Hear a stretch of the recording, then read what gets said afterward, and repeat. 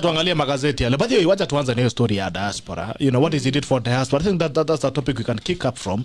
Na since daktari wewe ndio umeileta, tuanzie hapo for the sake of diaspora listeners or diaspora fans. So. Yeah, you know the what Constitution of 2010 promises. Alafu weke microphone karibu na mdomo, daktari. Sitaki makesi naambiwa hapa sije microphone. What the Constitution of 2010 promises is the dual citizenship. And the dual citizenship both in rights and in every way, having realized that a lot of Kenyan foreign money come from our people who are in diaspora. They're really big part of this economy, actually growing and growing. And even with this phase of corona, they have not disappointed. So Kenya received a lot of money from their children that are abroad. That money might be sent to maybe your mom in the village, but that money goes through our economy, and that is something that is important. In fact, this is the only group that give without taking. Everybody else give and take with another hand. We get loans, we pay with interest that are crazy. So the diaspora group, Kenya had a conversation that, you know what, we have our people who are out of this country because of economic asylum. Because we have messed the economy. Because our economy is shrinking. Their heart and their nationality is Kenya. But where they now make bread, and when they make that bread, they care to share with the home, is abroad. So how do we make their stay there palatable? How do we recognize and make their transition smooth? Let us allow dual citizenship. So in 2010, one of the biggest things that this constitution brought, remember the Miguna extradition case.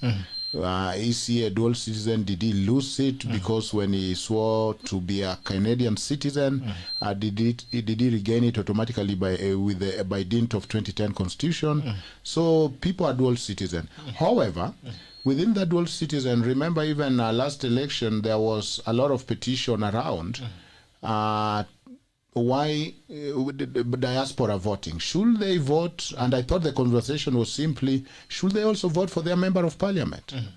Should they vote for governor, or should they only participate in the presidential election? And I think they were not happy that they were being restricted, one, to only presidential election, but two, in a country that is as expansive as America, which is a continent actually, will it make sense if you say that right can only be exercised if you show up in Washington D.C. where the embassy of Kenya is, and you come from the tip of North Carolina is not far. You come from Texas, a journey of 2 days. From California, a journey of 2-3 days driving. When you go to California, to Washington from California, you will connect at least 3 flights. There's even difference in time zone.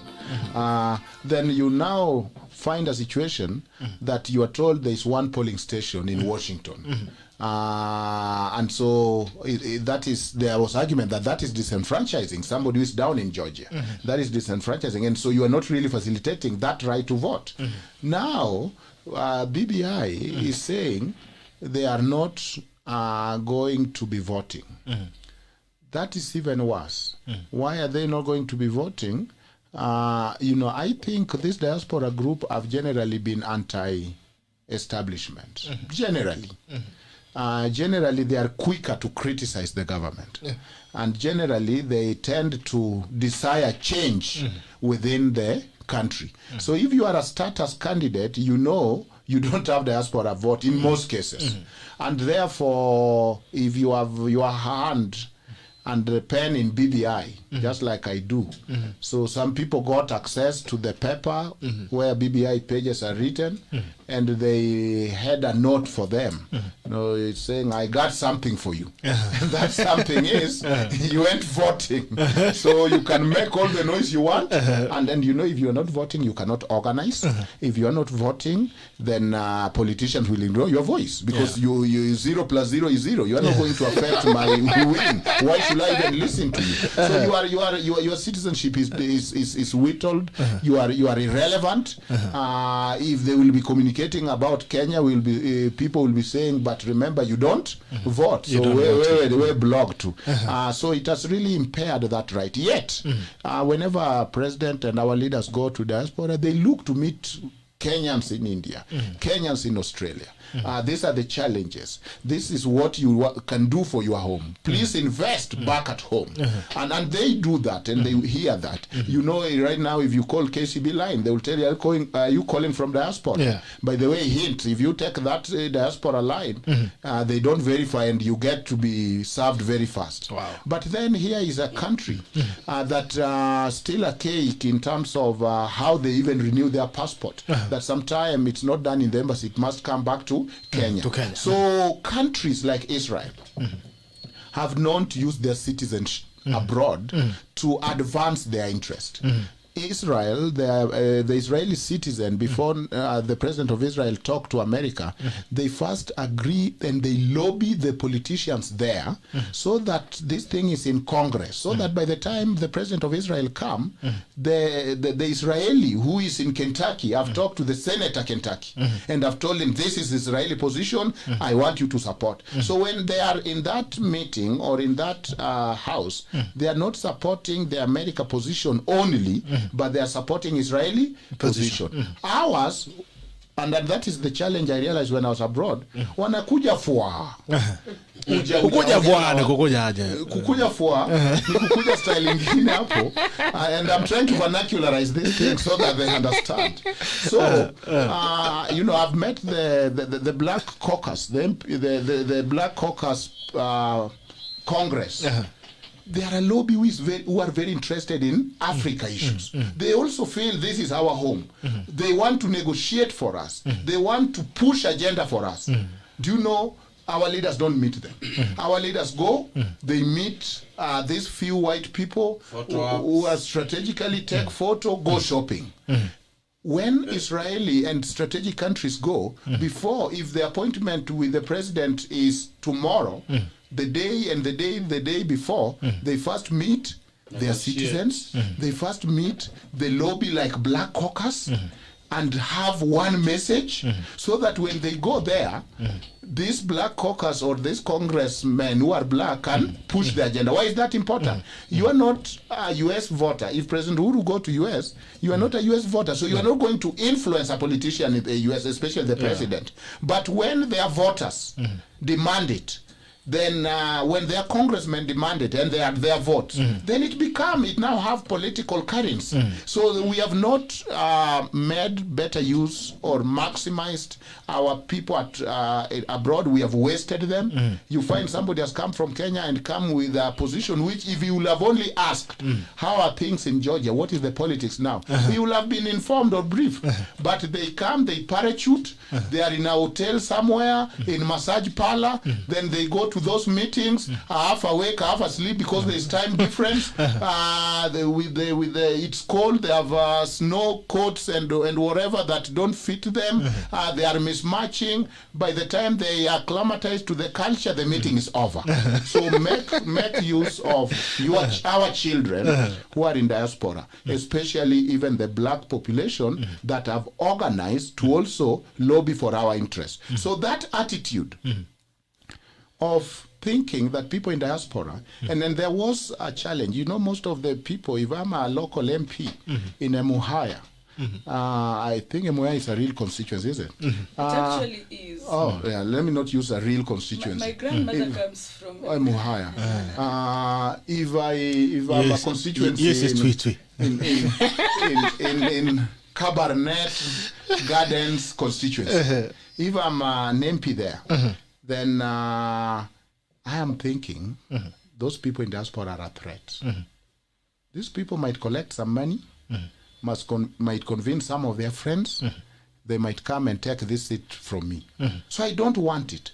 So the legislation have made them not able to run, not able to run public offices, in order to make sure that siyo niko hapa kwa hii constituency na nafikiria na yule jamaa kwa Washington, yule jamaa kikuja atakuwa vibaya atanisumbua, because they might come with better politics. So there is whittling down and limiting them. Finally, you see that BBI turned to be almost a wish list, and it is made for a Kombe specifically, that somebody who is a dual citizen cannot again participate in IBC. I mean, it is just like a note. Somebody just wrote, by the way, because you know a Kombe somehow disappointed them by resigning because of conscience. You know, that's what Kenyans don't do. Unakaa ngumu mpaka last minute. Una announce result, unasema, you know, nimelazimishwa. You remember Kimunya once said, I would rather die than resign. So when somebody like a Kombe say, you know what, I cannot sit on that table if I'm not if I don't have influence. Yet my name is going as a commissioner. I am going to do the honorable thing and do what? Resign. I'm not going to watch this wreck. That now to them is abandoning the mission. And now the BBI is saying, if you are a dual citizen, unaweza kutusumbua because you have somewhere to run to. So imagine that one place was in IBC, he will say truth to power because he can go to Canada. So they want somebody who is thinking now nikivinyo hapa ndani unakaa ngumu kama Chebukati mpaka ukiulizwa unasema I don't know who won, I don't know, but I'm not resigning, but I'm the chair. Because the best you can think of, sasa hata nikikimbia huko kwa kijiji, even if I go to the shadow of death, even if I go to Sheol, you will come for me. But if you have a dual citizen, you can say, whether I can fly and I'll be safe. But you see, Daktari, this then brings a very important point. People, there's something about people, Kenyans who have lived in diaspora. Okay. There's something they have that Kenyans who live in Kenyans don't have. One thing that is very obvious, and I'm learning this from a colleague of mine, and I'm finding it to be very helpful, keeping time. Okay. Kenyans who have lived in America will keep time. They will keep time very well. Also, they have a conscience, something that a lot of us here don't, kwa sababu tumezoea hii hooliganism yenye inaendelea. We feel like it's almost legal. But you see, Roslyn had to take a pay cut from the UN to come and serve her country because she wanted to make a difference. How can that be a bad thing? Yeah. Yes. And when she stands and says she wants to vie for a position, we are going to vilify her. We are going to bring up all the nasty things that have ever existed in planet Earth.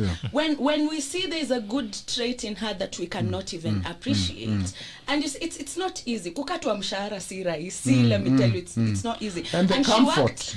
She worked at IEBC for the first 4 months. They were not paid. And she had taken a salary cut back at her job. So you see, these are some of the things that we need to be looking at when we are thinking about future leaders. But tuko so...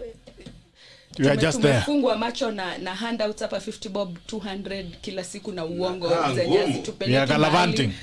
Tumezoea shida zetu paka tumezipenda, tumezikumbatia na moyo mmoja. Masama, we are one with our problems. Anyway, Muchendu, your comments on the diaspora conversation. I think it is important. It is very important to incorporate them in the entire process. Because if you look at the remittance they do every year, it forms quite a sizable percentage of our GDP. 12%. Exactly. Baada ya kuna message tamu kama ya wevu. Ushaiona message ya wevu? Acha nikwambie Kingine nimeamka asubuhi. Unaamkanga unazipata. Hizo ni za kupata. Nikaona tu kwanza message yenye ilikuwa juu ni ile, unajua ile M-Pesa inakuja, alafu kale ka confirmation. Alafu kale kingine kanakuja. Au ka confirmation ukakaona tu hata kama hujajua ni ngapi, unaanza kusmile. Unajua ukiona message ya wewe unajua unapo si chini ya kaunta. Yeah. So I think it is a very important constituency of Kenyan that needs to be looked at. We need to, because we looked at and we saw that government can only employ so much. The agriculture sector only employs 28%, which contributes 66% of our economy. So therefore, we need to ensure that we deal with these issues of Kenyans living abroad. I have seen Canada, for instance. They want to, in the next 3 years, they want to give citizenship to about 1.2 million people to go and work in Canada. Some of the best technical and technicians are from this country. Now, when we do not think about these people, because when these people go out there, they have families back here and they have friends. And they continue to give us money, they continue to send money back at home, they continue to invest. I have quite a number of friends who have invested in the housing sector. So when you tell them that they are not important, because as Daktari has said, you have to make your citizen important in your own country so that they can be made important where they are. Today, Daktari has alluded, in 2016, there was an agreement between the government of Israel and the government of the United States. In a span of 10 years, the Israelis will receive some $8 billion. 2019 alone, they were given 3.8 billion in grants, and they were guaranteed another 8 billion in loan. So if you convert that money into Kenyan shillings, you can imagine how much money they are receiving from the United States, because they are very strategic.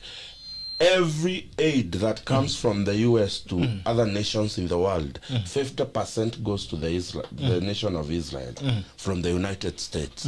Why? Because they have been very strategic, as he has said. They organize themselves. We see people doing photo ops. We have seen photos of our president in Rome. There is actually one photo that he has been seen with another guy.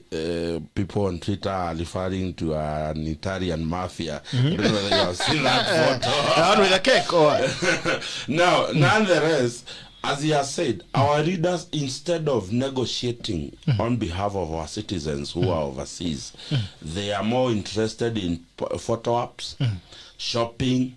I have seen yesterday Kenyan discussing the dress that was worn by Susan Keheka during the Gurario.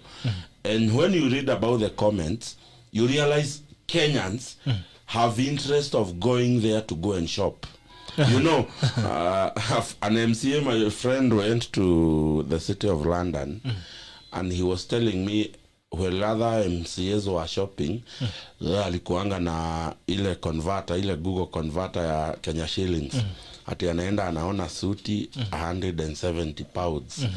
Akifanya nini akiconvert anasema ikae tu hapo. So basically, we need to do more than just wanting to go to the US for the sake of your friend knowing or government knowing you are in the US. What is it that you are negotiating for our people?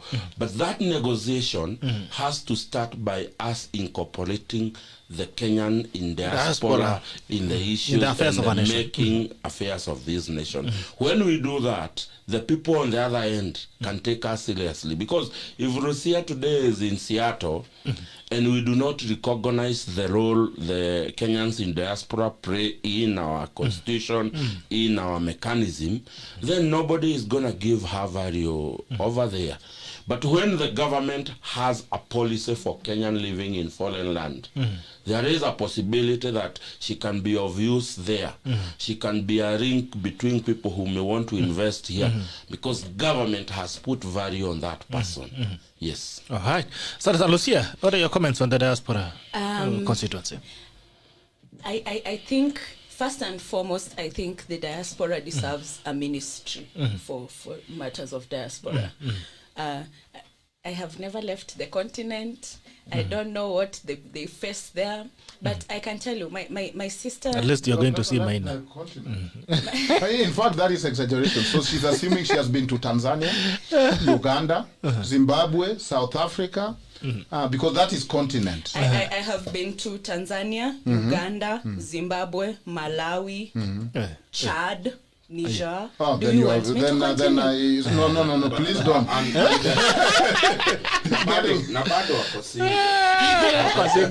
Amepata maina. Kuna maina UK. So at least now she leave the continent. Kuna mtu anatuma ticket ya kwenda UK. Ukisikia maina ujue akona tracks of land. Ukisikia maina. Akona maguda. Maguta. All right, Lucia. So I think the diaspora needs to have a ministry to take care of matters diaspora. All these things that Prof has said and Muchendu has said, because the importance of the diaspora people needs to be recognized.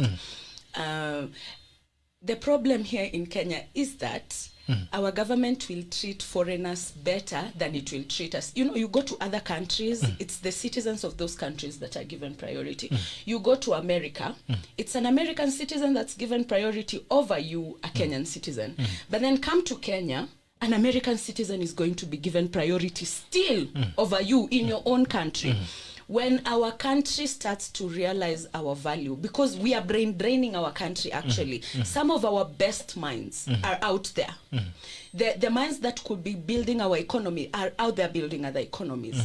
Now, finding a way to bring back that advantage to us is what this ministry needs to be set up to do. And I think if that was a proposal in the BBI, maybe ningeangalia yo BBI niseme kuna kitu inakaa mzuri. But these people are taken for granted. And there's a sad story that happened earlier on in the year. There's a lady called Lucia from Austria. She's a Kenyan who was living in Austria. And her siblings wanted her to send them money, which she didn't have because the COVID had hit and they were in lockdown. So she'd lost her job. She didn't have an income. She couldn't even sustain her life. And these people just kept asking for money and asking for money until she committed suicide.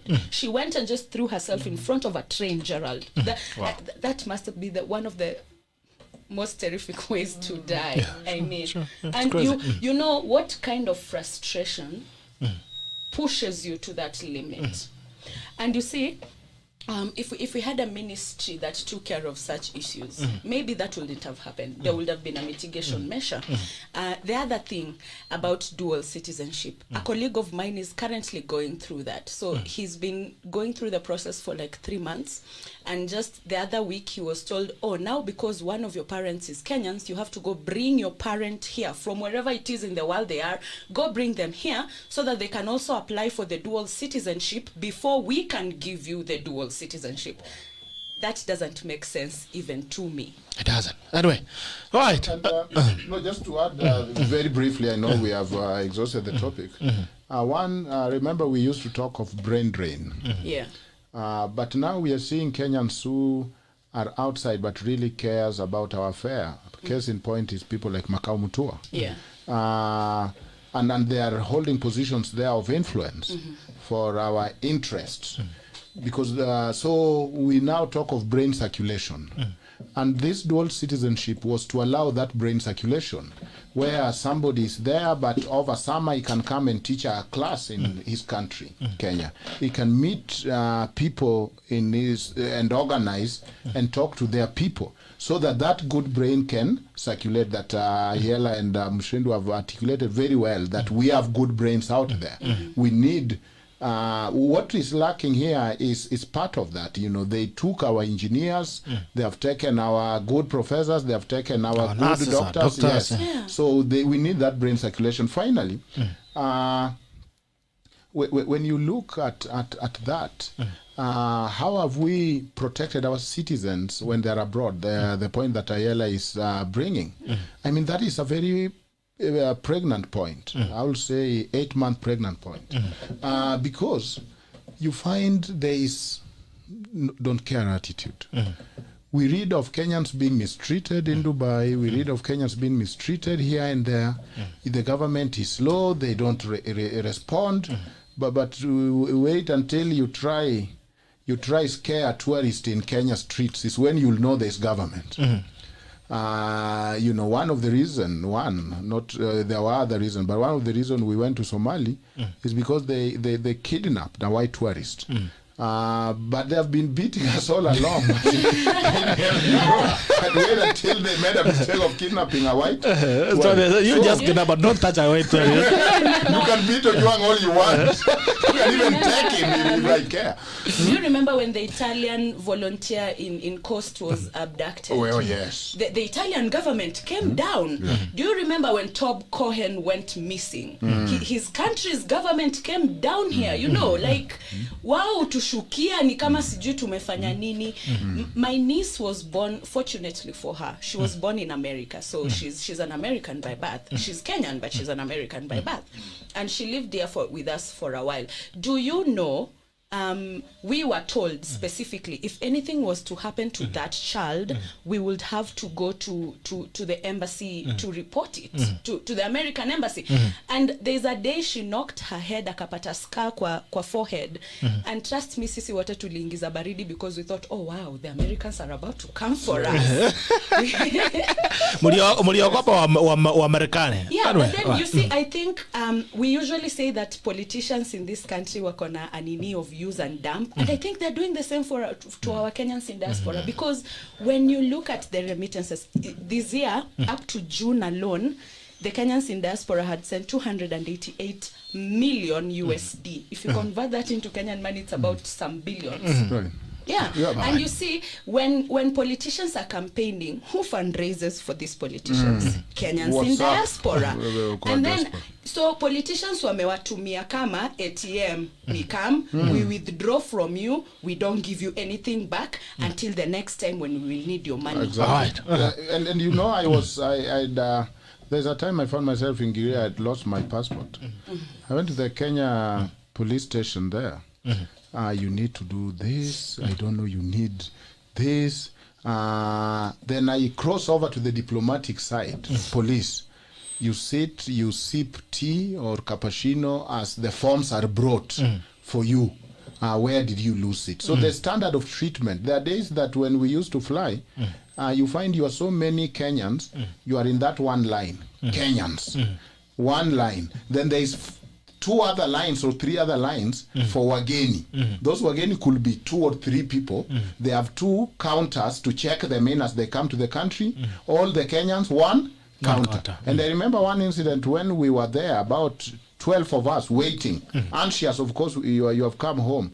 Then we find the other 2 lanes, they had like 2 people, the other one had 1 person. When that person who had 1 person was done, she's calling the other person from the other lane to come so that she serve her before she serves Kenyans. And I remember, the guy laughing because we came all the way from US and he knows how we are treated the other side. I was asking her, what are you smiling about? Do you see something to smile about? But she's being caught. So you find that we have very low self-esteem because that's self-hate. When you hate anything that remind you of yourself, everything that look like you, then you are really projecting self-hate. Hated on yourself. All right. Let me just go through the comments briefly. Alafu tukirudi we roll up the conversation. Tuweka kwa comment nyingine. Odari Siribi anasema General Bitok diaspora people deserve a ministry. All right. Lucia amesema hivyo. James Maina anasema say hi to my mrembo Lucia, baada ya corona she will visit UK. James Maina umepotea bwana. You can revoke the ceremony we are done with Gujiri. Unajuaje kama anaishi kwa DM yangu siku hizi? Hey. Michael kanasema good tuned. Asante sana. Pauline Shara anasema Kenya is diaspora a part of us. We should accommodate their views. Asante sana. Machare wakitaiga atakuona dada children sama Gideon good uncle.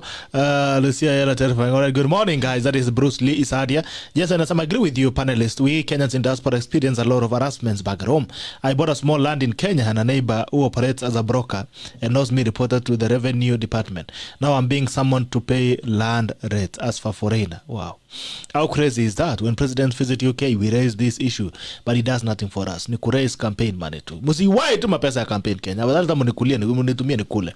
Anasema niko salama kazi tu. Alright. Kevin Kundi anasema one of the most terrific ways to die. Yeah, really? Alright. I think mambo ya training. Mashari Okitheka anasema I wish the government will take advantage of this Canada skilled labor immigration. This is a sure deal. I have friends who have benefited. Na ukisikia hizo vitu pia wanatupia tacklas. Wanataka kupeleka tacklas wengi waende diaspora. Ndio anza kututumia mawave. Sarah anasema good morning. For sure, diasporas need a ministry. Jimmy Blaze anasema Muchendu, good job. Asante sana Murichi anasema Muchendu and Daktari, welcome back today. The tackle is lively and even Jairus laughter can attest to that. Hata leo nimefurahi kabisa. Evelyn just anasema jana we tuko tuned in German winter tu. Pole sana watu wa German, nasikia winter iko huko. Tafuteni vile mnaweza ishi, kama ikishindikana Muchendu kwa hapa anaweza fika huko ama anaweza tumia watu kutoka Ndeya, soldiers from Ndeya. Gavroji Koromicha anasema good morning, listening and watching from Nakuru. We are back to the tackle. Koromicha umepotea sana ndugu yangu. Hassan Knudi anasema following and liking it. Yes, David Kamasa, today we have a full of Lucia, Doc and Muchendu. All right guys, let's roll the conversation. Tuko kwa magazeti. Now the things that are happening in the newspapers are quite interesting. Nitaenda kuonyesha ni nini inaendelea kwenye magazeti. Ya kwanza ni The Daily Nation. The Daily Nation headline inasema nini? BBI Uhuru and Raila cornered. Pale juu inasema Republican leaders pull a NASA on Biden. American AG clears props into fraud. Pale pia mambo ya Tanzania. Tanzania's Tundu Lissu flees to Europe, what it called escaping crackdown. Back page. Pale pia kuna video of Magoha bullying a junior Sparkles outrage. Na watu wamekuja wameleta shida, wameanza kusema ya kwamba ni nini, what is going on, what is it that this guy is harassing teachers. Pale yasema ultimatum, that is on relation with what the governors raised yesterday. Ultimatum, governors and county assemblies which are set to play a key role in the success of the referendum bill have put out their wish list but with a rider. Meet our demands or else. That's on page 4. Commuter train sets off.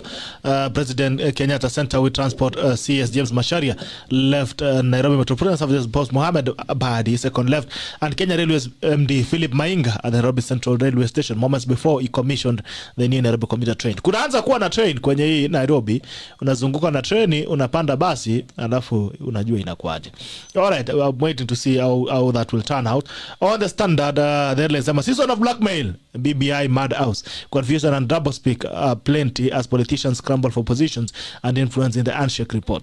Elected leaders make outrageous demands to support reforms with little dividend from wananchi on the menu. Quite interesting. These are politicians we're talking about. Pale juu pia 7 CSs. 7 CSs. Gazeti ya Standard. These guys need to work on the web. Pale juu inasema CSs and 11 governors among big fish in Haji's net. Pale pia education, Peter Dabichi, the world's best teacher, wins another prize. That's on page 8. We are doing Kenya proud. By the way, without politics, Kenya inakuanga mzuri sana. Tukitoa tu siasa hivi, tunaweza ishi vizuri sana.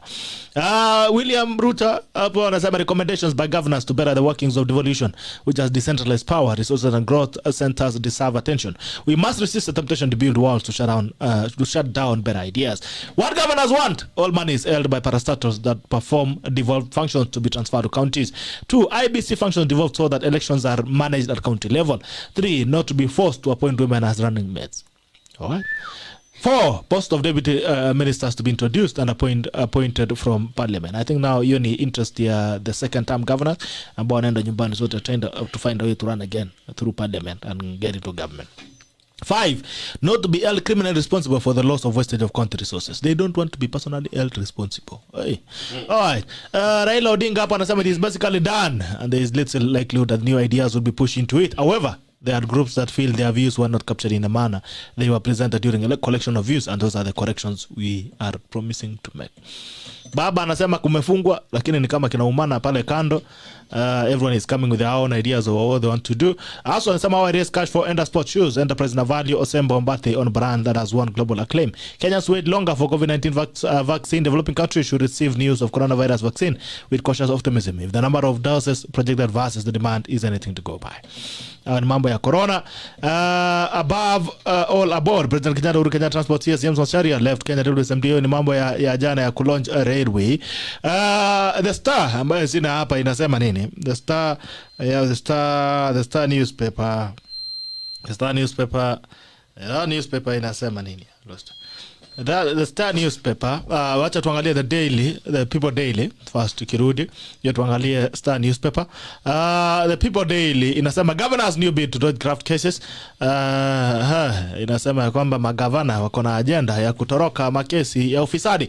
Inasema BBI debate in one of the many radical proposals county bosses advance principle of personal criminal culpability, saying they should not be punished for a mistake committed by somebody else. That's on page 4. Gender, they want a proposal requiring them to appoint deputy governors from opposite gender removed. Retirement, proposed establishment of pensions scheme for governors, deputy governors, speakers and MCAs. Budget, want office of the controller of budget decentralized and barred from conducting audits. Finances, disbursement schedule for funds to be counties to be anchored in the constitution. Corruption, collective criminal responsibility removed and Senate to have veto powers on all bills. That is ambayo imefungwa. The Senate haizi in BBI it has been disempowered. Raila Odinga, there is little chance of significant new ideas being brought into the BBI document. So we're going to wait and see, because it looks like every other person is complaining. New train service for the city, mambo ya treni. Morani in the house, jana waliruli ya kwamba unaweza vaa anything kwenda bunge. It was ahead of wakati nani alikajaribu kataza kwa kuvaa shuka ya kibasa la dama walekina. So even the you can wear anything, traditional clothes you can go, but you cannot wear bikini clothes. You are bullying us. Teachers demand Makoa apology on receiving hand. Education shares kicks off storm after being caught on camera scolding a ministry official in front of colleagues and primary school pupils. The Star, Kenyan shillings 224 billion in 3 years. I would want to know, ni pesa ngapi umeiba kama Mkenya kawaida? How much money have you stolen? Unasema wa Kenya wameiba 224 billion in 3 years. You're gonna see ni share gani mwanzo. But there's a story I want to start with, and then I give over to panelists. The story is on page 2. No, page 3 of the People Daily. And these are people who won elections even in death. Ndawanzia ndo watusomee kina nane. Tanza hapa na baba. By the way, baba never changes. Mwana hapa baba bado ni yule tu. Na mwana baba hapa, that is in 1994. And some Nairobi politician became MP after his demise. A Kenyan MP commanded a landslide win in Mathare constituency, even though he was deceased at the time. His win was announced. Frederick Simiyu Masinde was the top candidate in the Mathare constituency by-election in 1994. However, as Feru Ravit, he was involved in a tragic road accident on Ngong Road a day before the polls. The accident would later claim his life, but not his win. When jamaa win elections in death, jamaa anaitwa Frederick Simiyu Masinde in 1994. Alright, kuna pia hapa story nyingine inaitwa jamaa anaitwa the Jamaican politician commits suicide before polls get elected. Bill Nojay was a member of the New York State Assembly and was running for re-election when he committed suicide in 2016. This changed nothing, as he still went on to win the election. The exact motivation for Njoya's suicide was unclear, but he was facing fraud charges in Cambodia and was under investigation at that time. He was reportedly supposed to turn himself in for the police on the day he shot himself. COVID-19 victim wins election posthumously. Politician David Handal from North Dakota, US, died of COVID-19 in early October, but that did not keep the 55-year-old from winning his race at the State House of Representatives in the recently held US elections. He has been a public servant for many years and was looking forward to the opportunity to serve in the state legislature.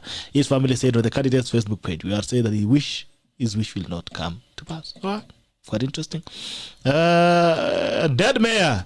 Fathers in Missouri elected a dead fellow in the office in 2009 when the town of Winfield recently deceased mayor Ari Stonebreaker won a fourth term in staggering 90% of the vote. For his part, Stonebreaker's opponent, a man named Benny Banter, was completely unable to convince people that he was a better option than their dearly departed mayor, and received only 23 votes. Quite interesting. What happens when this time wakati people who are dead wanna win elections? It's an interesting one we live in. Kwa mambo ya governors. I also want to read out the demands by governors. If I ever get into politics, I want people to love me that much. That even when I'm dead and someone else brings their bullshit, they go like, "No, we are voting for the letter Ayiela." Actually, my heart goes to those who learn against the dead. The dead people. The people dislike you so much. They can even elect a dead man. We are better off with in Larry constituency. In Larry constituency in Kiambu County, in a ward called the Rari Kirenga ward. The other day there was a Facebook poll. One side it was the MCA, and the other side they had put a goat. So the question was, would you vote for the honorable MCA for Ari Kerenga or a goat? And the goat carried the goat carried the day. And I'm gonna look at that poll here before we finish. I mean, surely watu wanagudharau that way that they elect a dead person with 90% of the vote.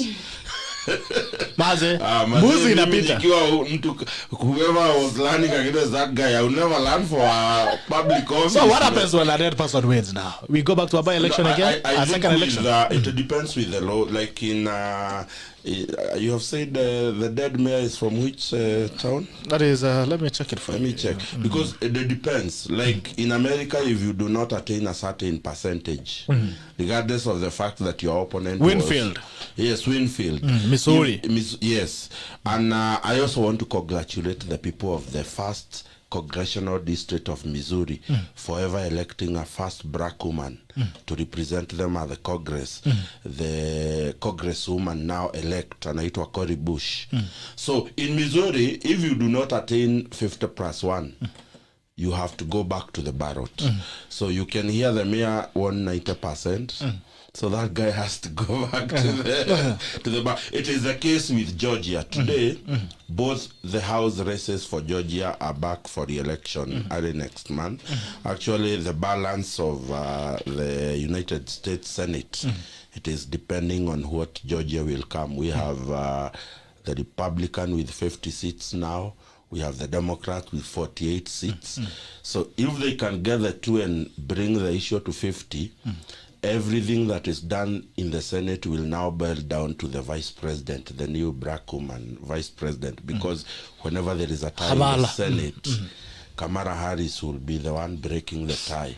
So anyway, I think it is absurd. It's crazy that people know you are dead, but they because still they want to pass a message of how much they dislike you. Yeah, na hata mimi na resign na wachana siasa kabisa. Hapo unaachana na siasa kabisa.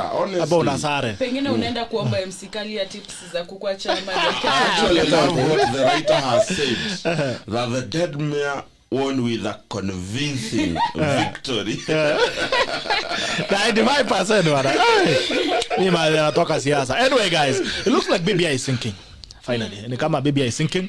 Yesterday the governors and MCAs had a meeting which the principals actually gave away very, very wide berth. They never went there, and the demands are coming swift and fast.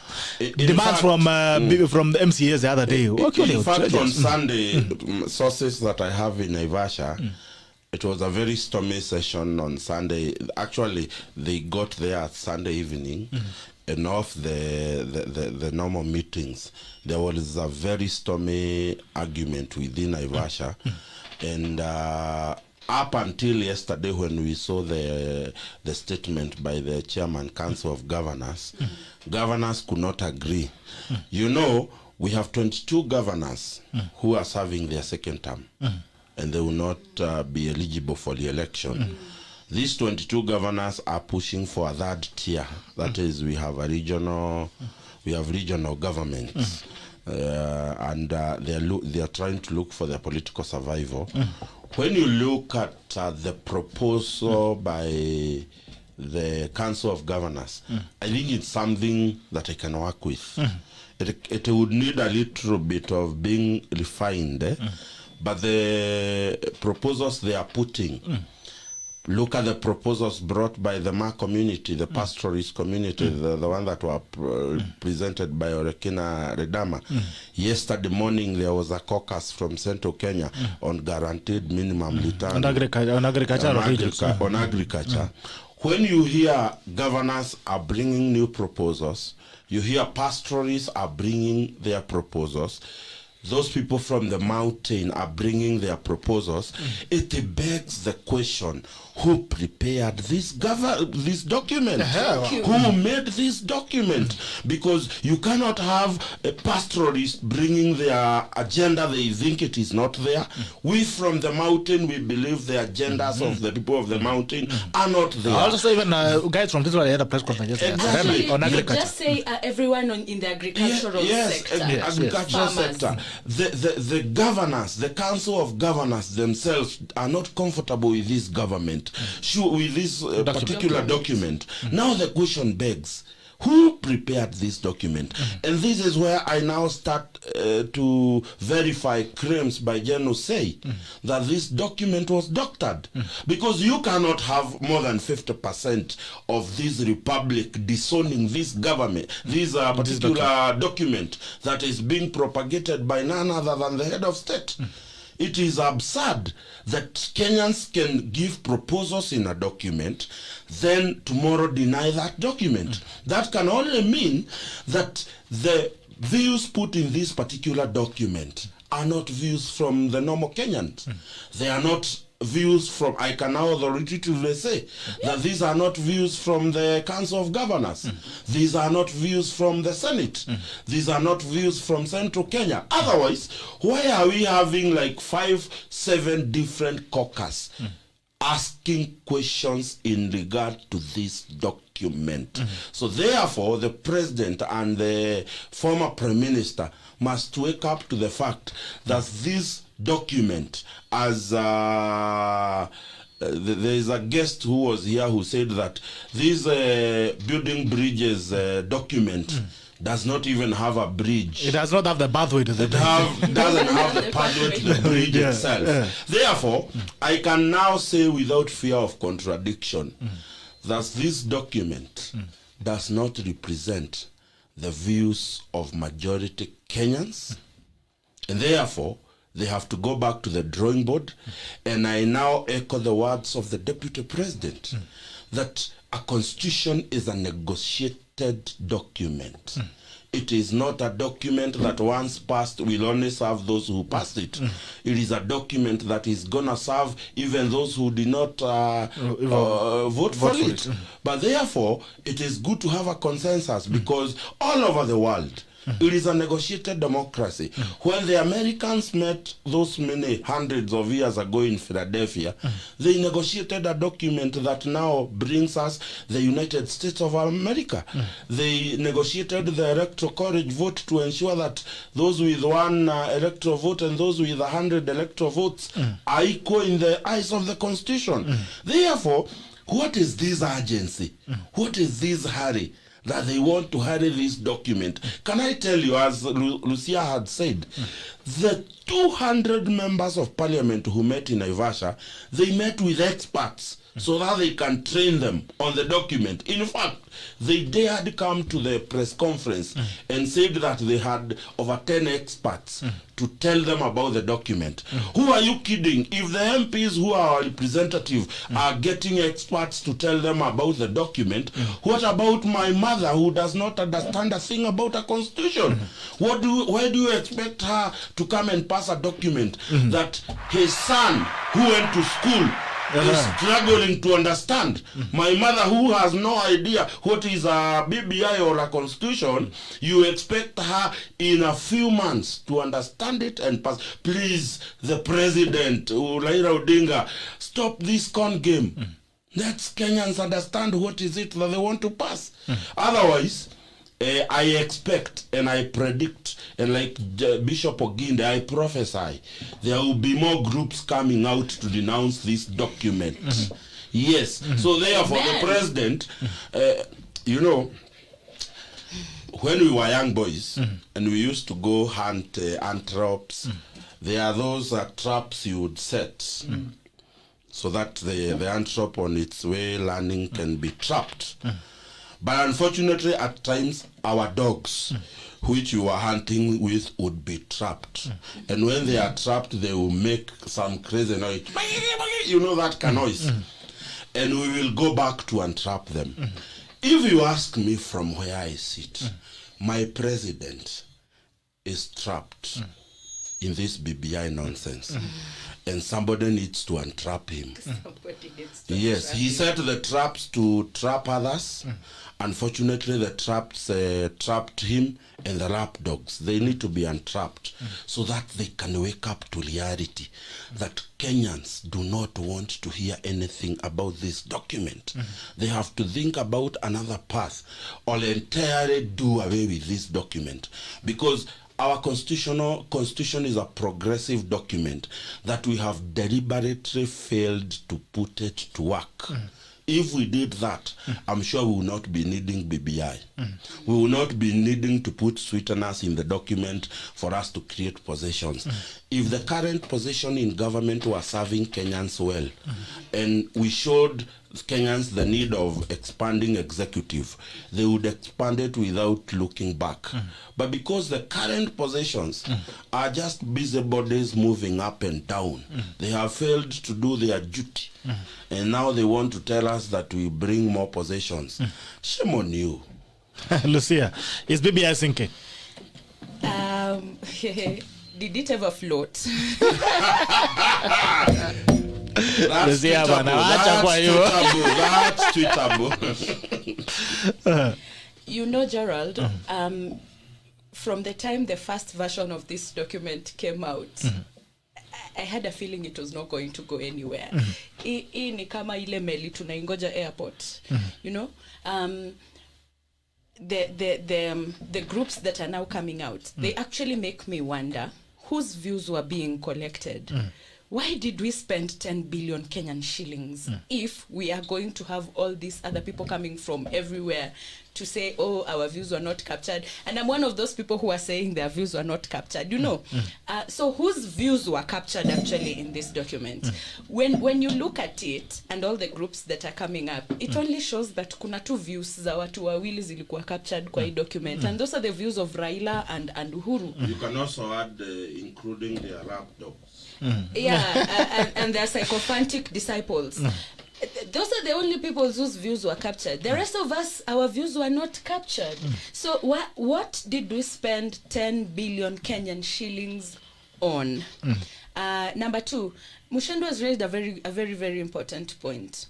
If the structures that we have and the leaders that we have today were working, and we noticed there is a gap somewhere in their efficient work so far, we would not have a problem expanding the executive. But then, this also brings me to the fact that it is only the expansion of the executive that actually requires the BBI report. There's nothing else in this report that requires to be there. Every other thing that has been proposed can be done without the BBI report. Young people can be given a hell-blown moratorium without the BBI report. It's very simple. Sit down with the National Youth Council, discuss these things, escalate it to the minister in charge of it. In fact, let me surprise you, Lucia. That does not require discussion. It requires one simple gazette notice from the Minister of Education. Akule lunch na atoke saa 8 na sema. You don't need lunch. It is the Interior Secretary anakuletea. Unaweka muhuri inapelekwa kwa gazette notice. You only sign and you are here telling that as that nonsense needs to be BBI. So I want to know who specifically went to those BBI rallies and said, oh, we want a 4-year hell-blown moratorium, because I remember very well saying I want hell-blown to be written off as a bad debt. Yes. I never said I wanted a loan moratorium. It should just be written off as a bad debt. I am entitled to education. It is my right, and the government is supposed to be making that happen for me. The government should not charge me for educating me so that I can be a better citizen for my country. And you see, now they come with this. They've picked a pick here, a pick there, a pick where. Now unaona indio shida ya top to bottom structures, because wamekaa huko wao wako na upper deck problems zao. Their problems is whether they are driving a Prado or a Range Rover to their office today, whether they are going to their office in Capitol Hill or in the CBD today. Those are their problems. Like what am I putting on today? Gucci, Versace, LV, you know, Burberry. Hizo ndio shida zao. And then they sit down and they think that they can come up with solutions to problems that sisi watu wa Mathare tuna face. Sisi sisi watu tunaruka sewage kila siku. Sisi watu wenye watoto wetu hata tujui watakula nini. These people have 10 meals in a day. Wewe una struggle na meal yako moja kwa siku, and someone comes to tell you, oh, you need to pay more taxes so that we can have more leaders in more positions to continue doing nothing that is going to help you other than nonsensical politicking over here. You know, let me throw it to Dr. Let me give a rebuttal Bitok. It is absurd. It is crazy. It is unheard of that this government can give a waiver. And actually, they first gave a waiver to Pan Paper, then gave Pan Paper 1 billion shillings. They gave a waiver to Mumia Sugar, gave them over 2 billion shillings. And then we are here discussing about a Hebron of a young person who does not have a job. That this government cannot get it, cannot fathom that it is important to write off that loan for that young man to grow. You're giving useless parastatus that we end up privatizing money, giving them, exempting them. We saw the other day the former CS for finance giving a waiver for the merger of NIC Bank and yes. So a youth in Kenya is an endangered species. Because if government can give useless parastatus a tax break, loan relief, and actually go ahead to give them more money, why can't you give? Why can't you actually first of all write off the Hebron today for the young people who have taken it? Then we can negotiate the terms of that Hebron from here going forward. Yeah. You cannot tell us that you want to tell us you want to give us a tax relief. How many major companies in this Kenya have been given tax relief without BBI? And you're here telling us that you need BBI to give young people a tax holiday. Please. Here is an interesting statistic. Between we are in 2020. Between August of 2017 and August of 2020, 300,000 startups have closed and failed. So, tax holiday inaenda kupewa nani? Who is going to get this tax holiday exactly? Let's even talk about that person. Anyway, Daktari, I was bringing it to you. The other day, kulikuwa na the governors met in Westlands and Movenpick the other day, and I think they threw in the concerns. They met again yesterday in a version with the MCAs, and they have come up with a raft of demands on the BBI report. And everybody is coming. In fact, even us as a tackle, we are going to take our raft of demands next week on Monday. We are going to go on Monday. We say as a media industry in this country, this and this is what we want, because. And it begs the question, is BBI sinking? And who made this document? If every other person is rising to say, no, I'm not seeing my interests being taken care of. What are your thoughts? Is BBI sinking? Is it Titanic? Was it meant to float in the house? I remember I grew up in the days we used to sing Meli Anyayo, and in my imagination I'm imagining, does Moi have a Meli really? But there used to be Meli Anyayo, Imengoa Nanga, you remember that song? Some are associating Moi with Meli. So I believe that you are using the word sinking and ship metaphorically here, not in literal sense. But I think that its buoyancy or its ability to navigate the waters is being tested. I don't think, we could do better separating different sections of BBI, separating the policy part. That part, even today, can be completed. As Muchendu is saying, all it will take is a gazette notice. So that part is not threatened. And I've seen very little argument. People have argued that, like even Lucia have argued, okay, I wanted not to be paying loans, HELB loan, but I don't think she will say, you have reversed my gain if you have given me some years before I pay. So she might want a better policy and a better articulation, but she might not mind if the executive already execute what they have already put, what some are calling sweeteners. And then that was my worry, because, you know, in a policy that is totally in the hands of the executive, conveniently they didn't put time frame for implementation, so that you can implement them after a referendum, based on how people behave or not behave. Then that is why they look like inducement, because you need to commit yourself and say, within a month, I'm going to do this, even as I sought those issue of constitutional amendment. So I think that could be separated, the issue of legislation, the issue of policy, vis-a-vis the issue of constitutional amendment. I think the part that is experiencing headwind is the constitutional amendment bit. As you said, different, because it is eternal. Once the constitution is changed, it's serious. It is hard to rechange it. The conversation is okay, because that is how democracy negotiate. There's nothing inherently wrong with talking and bargaining. Actually, constitution is a bargain document. Constitution is about interest, isn't it? Yes, yes. And so if it's about interest, give and take, then it should not reverse the gain that other people have made. You can only improve on that. But the bargaining, the haggling, there's no problem with that.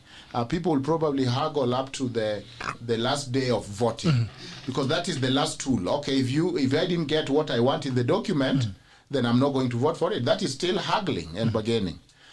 So I think that part of constitutional amendment is going through some rough time.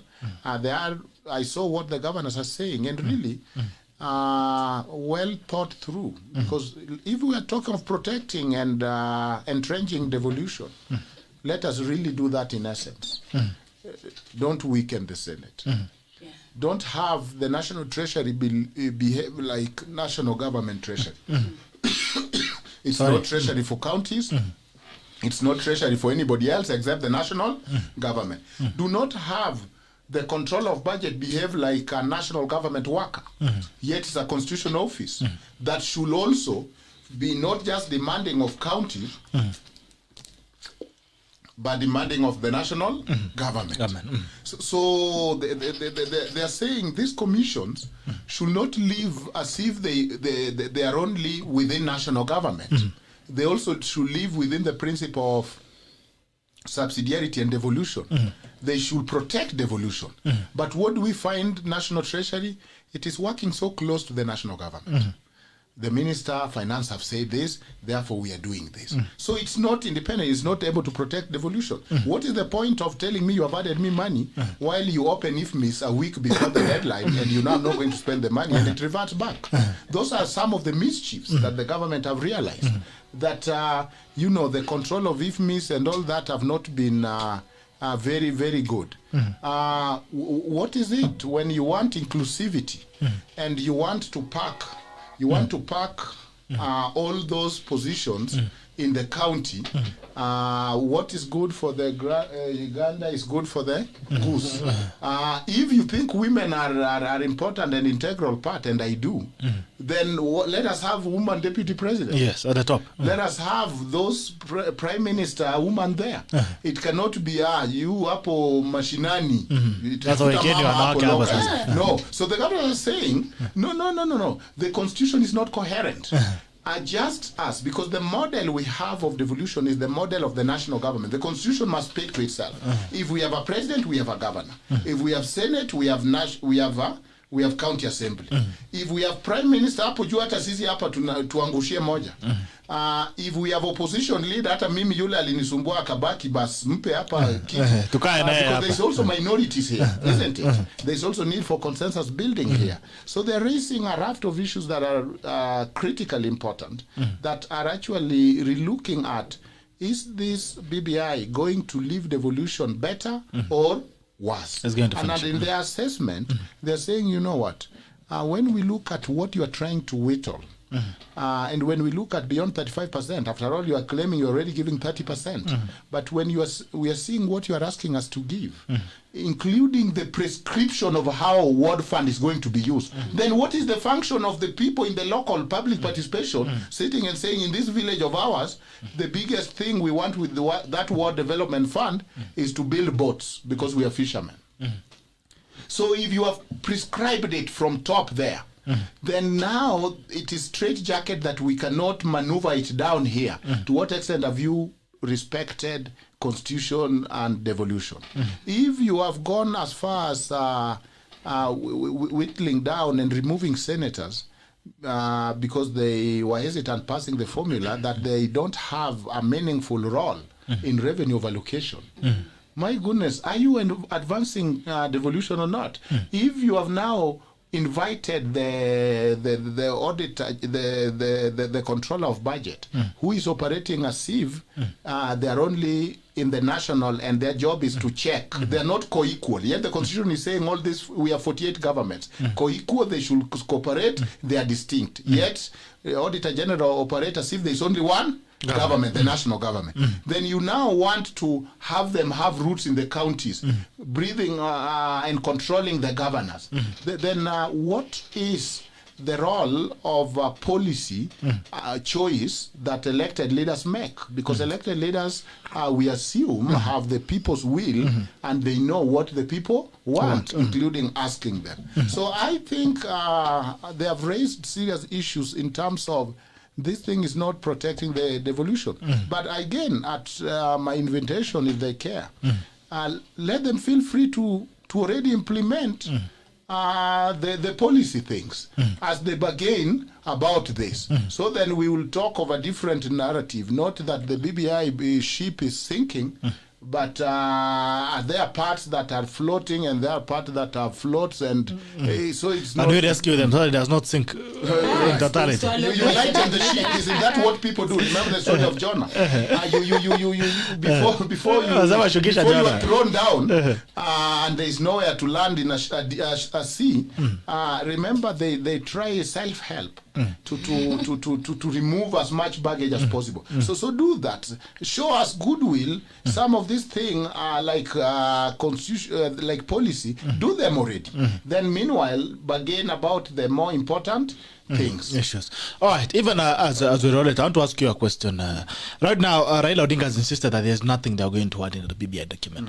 Where does it leave every other person who is raising concerns? So if there's nothing to add, why are you asking me to read it?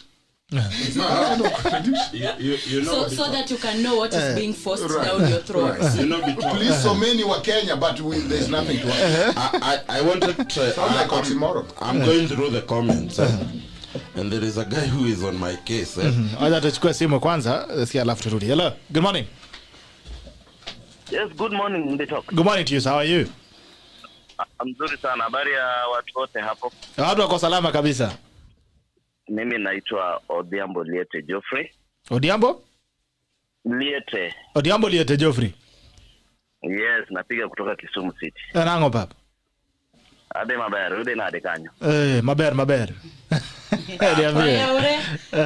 Salimia huyo mrembo wetu. Nimesalimika sana semeji. Asante sana.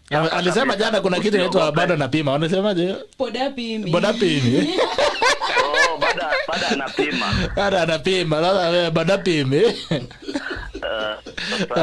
Sasa tuambie bro. Nilijaribu jana lakini line haikuwa sawa.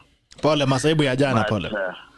But mimi nashukuru kuwa mmeleta kipindi mzuri kama hii. Asante sana ndugu yangu. Kama sisi viongozi wadogo tunaweza toa maoni yetu na mawazo yetu. Jambo la kwanza mimi nataka kupongeza huyo dadangu anaitwa Lucia. Nilisikia mtu jana akijaribu kumwambia kuwa anaweza wawa. Hiyo mambo ya kuwawa sasa Kenya ilipita, na hiyo ujinga tuachane nayo.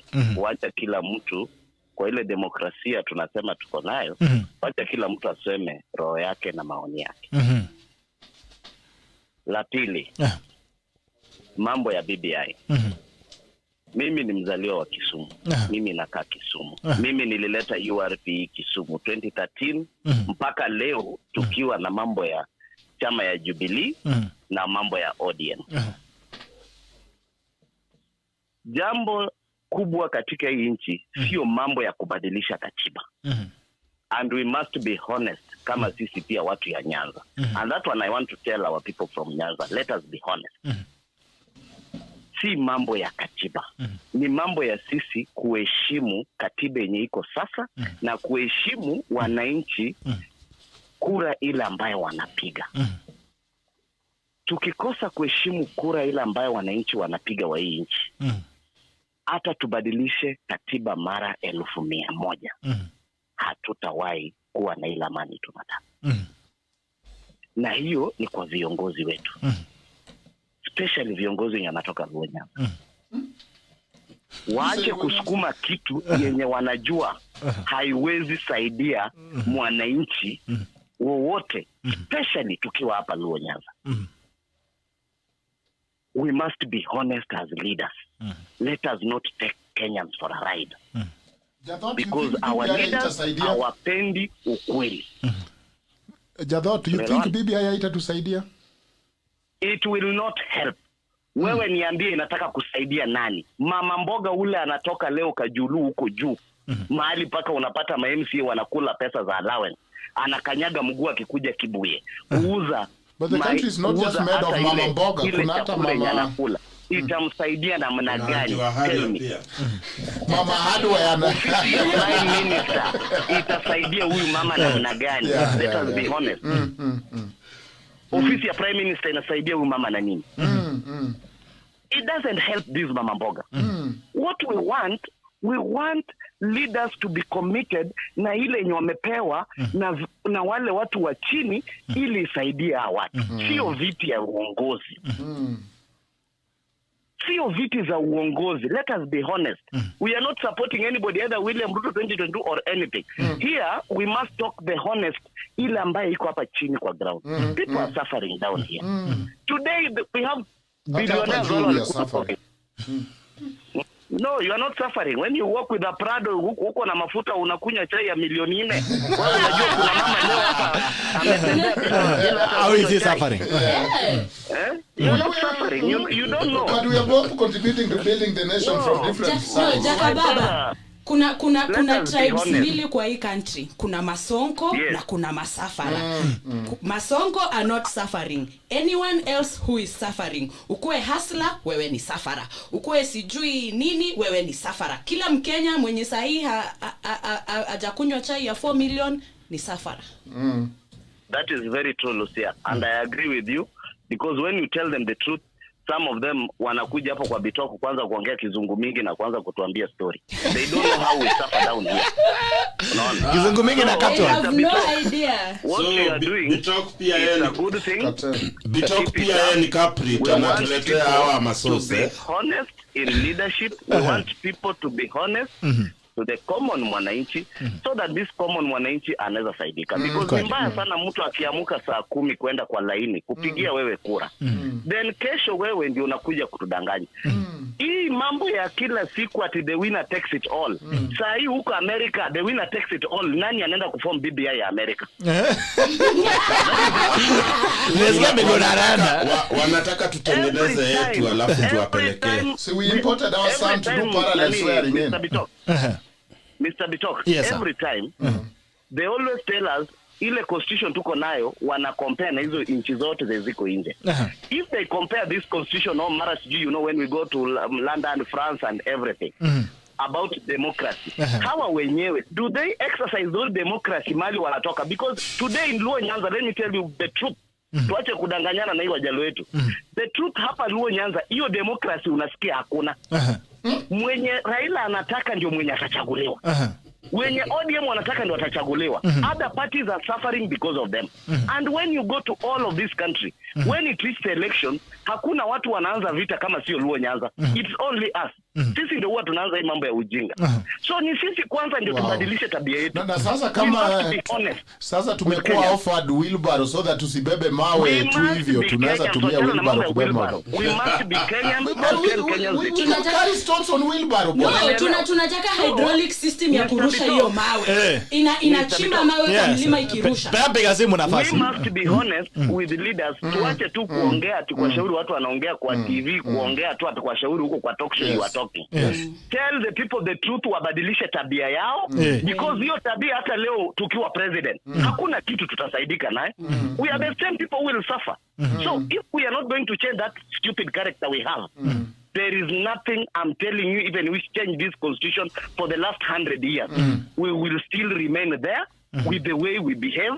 When we go on the ground, kwenda kuimpose leaders, ati hatutaki hii party hapa, hatutaki hii party kuwa hapa, ni kwa nini hii party iko hapa, and yet you can go to other places to go and say that mimi nataka munipatie kiongozi. We must start from home as leaders. And when we talk democracy, let the people of ODM and the party leader of ODM start that democracy in Nyanza here. Hapana ongea vitu kwa TV na huku chini unaambia watu na kuthreaten watu kwa ground. Kwa ground vitu different. Cannot happen. Thank you very much. Wow. Thank you. What was your name again? Endelea kabisa. Jina ilikuwa gani tena ndugu yangu? Naitwa Geoffrey Odhiambo Liete. Geoffrey Odhiambo. I'm the chairman of Jubilee Nyanza here. Wisdom detected. Thank you. Nimesikia ukimention Kajulu. Tunafanya People's Assembly hapo Kajulu. That's quite an interesting guy. Acha niangalie hizi comments alafu nikirudi tuweze kuweka comments. Naona Kuria Maina anasema live Facebook, alright. George anasema why Gerardis makopi zinaanguka. David Gunia anasema in politics nothing is accident. This is a classical political chess game. Maybe was set up to fail by its proponents. Its implementation serves the status quo. We are in catch 2022. A political zugzwang. A political zugzwang. He's saying failure was the goal of BBI. Hey, all along we have been I've been working on failing. Actually, failure was the intended. Failure was the intended result of BBI. All right. So anasema it's we are in catch 22, a political zugzwang. All along we have been tricked into chasing the wind by Uhuru Raila axis. Josh anasema we keep on improving the constitution. Jerodiso kama anasema this call amekasirika sana. Apewe soda Madiaba kwenye. Ndizo kwa natuletea zote ya Madiaba. Martin Ngone anasema Kajulu amesema alisema Ginyaji was chapter 6 of the constitution helped to fight corruption. Let me just go hapa alafu nikuje chini pale juu kama acha nianze pale juu following from Juja. Alright. Nataka kuanza mambo ya BBI. George anasema expansion, let me start with Sakong. Mburugu, John Mburugu, jamaa hapa hili. George anasema BBI is a political a document, not a policy document. Bring it for a referendum. By the way, kuna mtu alikuwa ameuliza Muchendu kama umesoma BBI, utarudi hapo kujibu. Na John Mburugu anasema following hapa hili Nairobi have not seen the copy of BBI. John anasema Kimutai Koech also have the document. I'm also studying it, so far so good. It's one of the best documents. Sagongi Blaga anasema BBI for Kenyans like working for a slave master. Then we rip RIP and master atakula nyama sisi tukikula kwa macho. Nyingi anasema Lucia expansion is just one agenda. We have 9 points discuss about the others inclusive devolution, corruption, etc. Jeremy Kinoti mmoja anasema BBI blah blah upus, anasema BBI ni upus. Alright. David kama anasema Major said it related that the first BBI Edward Jiku interest and captured all the views, but it was later doctor to feed in the president and Raila Odinga. John Kimana anasema I don't think former PM will accept the changes. Let's be ready to say no to BBI. Sultan Hari Thumbi anasema following from Juja, enlightening conversation there. Asante sana. Sola Arab Tikok anasema I don't need the BBI kwani iko na hydraulic system of problem solutions. Cheriat anasema demand by governors is purely self-centered. Those are personal interests. By the way, I wanted to ask where is the interest of wananchi in all these proposals. George anasema eco governor, the truth be told. Kimutako anasema which part of this document says when one loses election he or she should accept without bringing chaos. I'm also looking wakili Dr. daktari utatusaidia kutuambia ni wapi inasema kwamba rais hawezi kuja kurudi Quran, because I'm seeing some kind of scheme there. George kinasema Muchendu should understand a merger between companies is nothing a sell. You're going to say good morning to you, your concern. Jerodis Okongo Jared Otiero anasema this is a bit emotionally shallow engagement going on today. We invite you to engage us in very deep conversations. You want us to be very yes, we want you to give us very deep conversations. You're starting today. Tafadhali Obiero karibu sana tuambie very deep conversations so we can have them. Jerodis Okongo anasema the constitution is very good document that it fully implemented can help solve our problems. As a nation, the problem is that we elected the wrong people to implement it. And Lucia usually accused about a baby. It was given to the wrong caretakers. Abbas Njuguna says, believe me, even if the government forces constitutional amendment like malaria dosage, we would be here again after 10 years trying to amend it. Therefore, we should simply put constitutional change into the constitution because this is more likely to be a culture henceforth. Quite interesting. Team Juu anasema tuko ndani kabisa. Anasema George Kinyanjui, correct 100%. Kims Kingpin anasema locked asante Lucia George Kinyanjui. These have already been catered for in our constitution. They're just not implementing it. Bas Njugana was very right on this one. Raptirop noko anasema huyo jamaa ameongea kabisa Raptirop. Patrick Lumumba anasema apart from criticizing the government, what topics do you engage in? Which other topics do you want us to engage in? Please propose other topics that you want to. Is BBI a government? BBI is not a government. This is a national document. George Kenya anasema tell that guy the document will help fight corruption and increase budgetary allocation to counties, which eventually trickle down to Mama Mboga. Kid Kamita anasema the column makes pure sense. If we can't handle what we have not, even changing the constitution will not help. You're going to say accept the title of Chief Ekla. Hata takutafutia kofia hasa imeandikwa Chief Ekla, but then you need to take that brand. Hata William Alito tangatanga akachukua. So tafuta t-shirt inaitwa Chief Ekla na kofia. Jeje anasema why do people compare Kenya with America? Compare it first with African countries. Lucia Ayiela anasema Max Kimeli inakaa Trump amenipaka rangi yake. Inakaa orange. Fidel Junior anasema the funny thing is that the train left the station with nobody inside. Anasema BBI they have said the train have left the station but there's nobody inside the train. Riyad Clevers anasema Muchendu is a sober-minded expert. Bravo, all the areas raised in the BBI can be implemented without referendum or reporting it. Lucia Ayiela, why hasn't chapter 6 of the constitution help to fight corruption? Kevin anasema in politics nothing is accidental. Nilikuwa nimesoma ya Zingzwang. Anasema we keep on improving the constitution. Manda anasema Kajulu anasema Geoffrey Odhiambo anasema thanks my brother Betoka. Asante sana Geoffrey Odhiambo. Thank you so much, it's a pleasure to have you. Martin Ngoni anasema ukweli watu wapendi kusikia especially from Nyanza. Jerry anasema let me ask daktari if he agrees with Kajulu man. Atatuambia James Mungani anasema BBI was set up to fail like the first constitution attempt in 2005. Kama ilivyo minimum that Lucia Library Mondi was certified chief ekla or tackle Bruce Lee take brand bana chukua brand hiyo brand kubwa. Bruce Lee said anasema I think the BBI process was meant to keep Baba busy. There was no intention to change the status quo. That is very debatable by the way. Kipkemangi anasema Kenya is going to have so huge number of leaders compared to USA with enough resources. My worry, where will Kenya get the money to pay for the salaries of the positions to be created in BBI? And by the way, we are struggling with loans. Lokai Benjamin anasema BBI is dead on arrival. Crown Resort Rapiro anasema wadosi wanafaidika kwa BBI wananchi karama na deni. Obama did some BBI report for pastoralists. It's too soon to jump the gun and declare unconditional support. We are waiting for a request to be incorporated. Mambo ya resources sharing tumechezwa. Ojwang, please expound on this. That's one about Ahmed Yusuf. Abdel Weldon anasema I think Jaden amejicheckmate na hii BBI. Evans Gedaya said BBI was calm from the beginning. It had a clear intended purpose to propel some people or some persons to power in 2020. The rest are just sweeteners to push the main agenda. Lucia Ayiela replying to access whatever.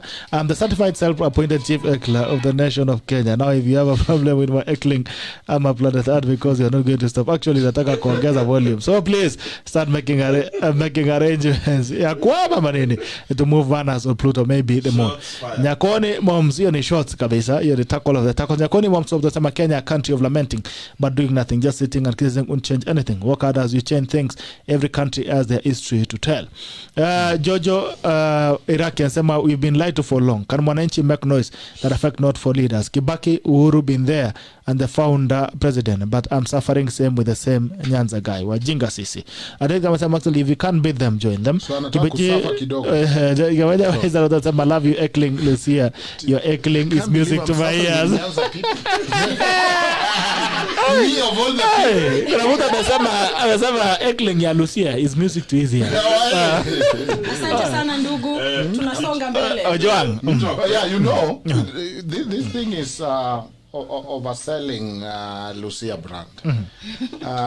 But for right reason. She is not an average person in terms of intelligence and in terms of articulation. That is a good thing. You know, me, I'm supporting BBI without a good reason. So I've answered that question. Now, let me move to the next question. Number 2. I'm supporting it. Do I have a reason? No. Do I care for a reason? No. Second point is this. You know, we in the university, we talk of research. Research means you have searched before. So now you are searching what? again. You are searching again. That is why. So it's not that you are starting from zero.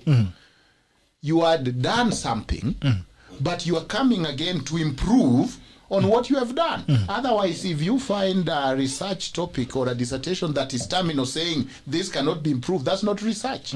That is why we are saying you are researching. So BBI is also being told, yes, you have searched. And we have seen what you have come up with. Do what? Research. But that's why they are not going to. Let them be comfortable with researching. Finally, you know, different countries have different development model. You had the model. So one of the model we have, you know, we have countries that sit and plan for their development. Yes. There are countries that say, hey, what can we do now? The budget is coming. Weka kitu ya budget for next year. You know, and it reflects how we live. There are homes that even if you are the guest, they are not going to do anything different. If the menu was saying leo ni nyama ama ni mboga, hiyo ndio itakuliwa. Nothing changes. Hakuna sahani ya wageni. Hakuna siku hiyo ati nini.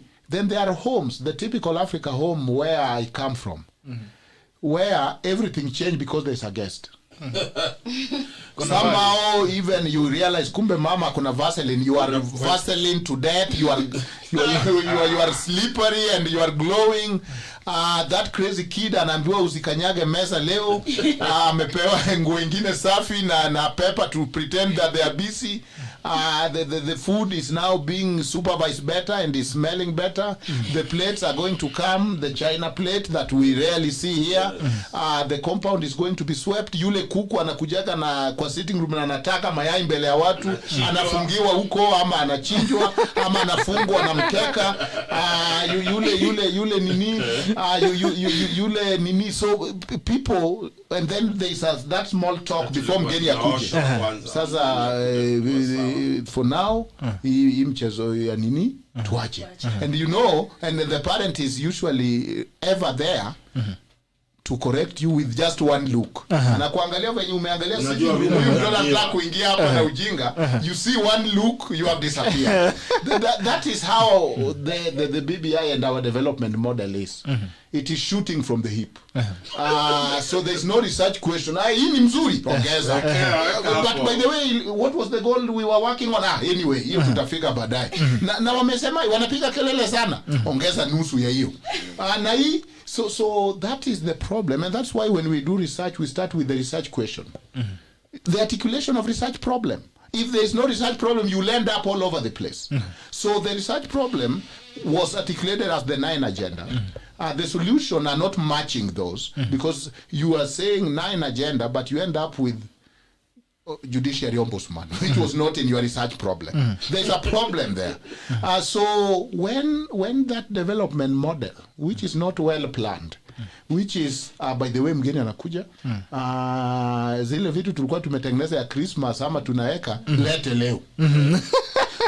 That is the scenario we are facing. And that's why we are in a rush now. Yes, and that is a very dangerous scenario, because it is not driven by science. At this point, even it is driven by who has the loudest voice. Who can demand more? Whose demand can I live with? Whose demand can I not live with. And how are Then those I people put it. beneficial to me? Yes, and that means, or beneficial to the passing of The the political state. capital. Yes, and that means that then you now bargain and you are haggling, but you lose the structure. And then they also know that you have also chipped in and put things that you are interested in, so that it's Christmas come early for politicians. And that is why people are articulating the question of, if 80% of this article is policy issue, do it already. Do it this week. Then go for Nini. Why do they wait for each other? Kwani ni bus moja? I mean, the other one is within your power. Yeah. You don't even need a task force to start appointing people to reflect the face of the country.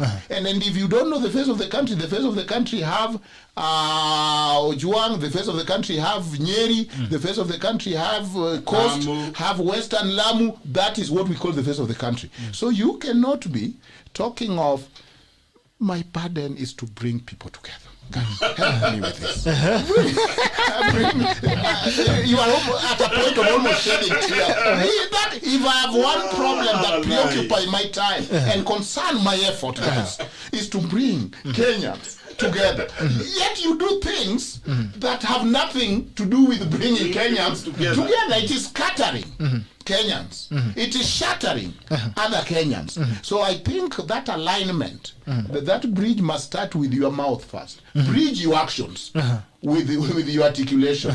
Bridge your action with your demands. Then when you are at peace with yourself, then you can now bridge the rest. But if we uko hapa, actions zako ziko hapa, hiyo bridge haijakusaidia kualign action na venye unafanya, then that bridge is a bridge, but I cannot find a pathway to that bridge. And because I don't want to drown and I don't know how to swim, I might not be able to get to the bridge. Thanks. Okay. All right. Muchendu. Well, I have seen there's a guy on the comment who is on my case, and he has asked me, the first question is, ask Muchendu if he has a copy and if he has read it. And I want to answer to George Kinyanjui, aka Wasusui. We are not here to discuss the petty politics of Kiambu. And such a question I treat it with the contempt it comes with. He has also gone ahead to challenge me about merger. That Muchendu should understand a merger between companies is nothing a sale. Maybe you need to do your research better, George, because the law requires the payment of 1% stamp duty for transfer of unquoted shares, such as those from CBA, which is not listed at the Nairobi Stock Exchange. So, George, when I come here and I say that the finance minister exempted this merger from paying tax, I have done research and I know what I'm talking about. So I don't just come here to say things that I don't understand. I will also tell you this nonsense that you are telling us that BBI will bring money machinani. You need to sit down and think whether you are a sycophant, because I know George to be an expert in CCTVs and all those things. So I expect your articulation of issues to be above what you have expressed here today, because we have seen MPs in Central Kenya. You know what they are preaching about BBI? That Central Kenya is receiving 17 new members of parliament. And these members of parliament are coming with resources. That beats the logic, because money is not distributed to members of parliament even today. Money is distributed to constituencies, not to MP. Therefore, when you open your eyes and your mouth looking directly at me and you tell me that 17 MPs are coming with resources, you are actually lying to me in broad daylight. Because I know these people, number one, they are not selected or elected by the people. They are selected and elected by the party. And therefore, when you are telling me that whichever party wins in that multiple represented constituency will automatically get the other member of parliament, what happens if an independent wins in that constituency? because an independent is not a member of any political party. BBI is talking about a party list.